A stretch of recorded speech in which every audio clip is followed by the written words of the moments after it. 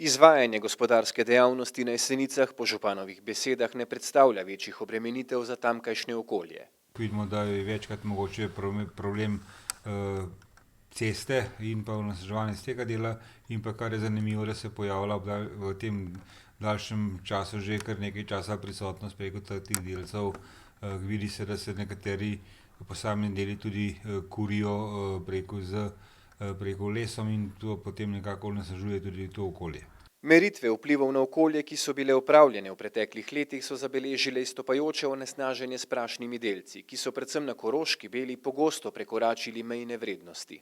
Ker smo želeli vedeti, kdo je vzrok za te prašne delce, so se v bistvu naredile bolj natančne analize.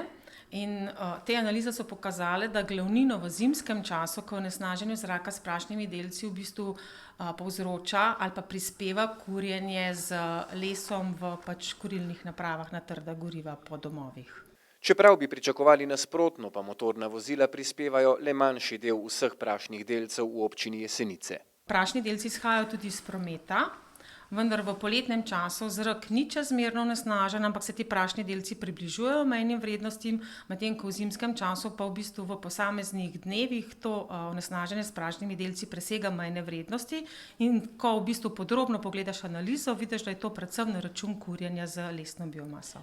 Onesnaženost s prašnimi delci na Jesenicah se zadnja leta povečuje in vsaj za zdaj nič ne kaže, da jih bodo zmanjšali pod mejne vrednosti.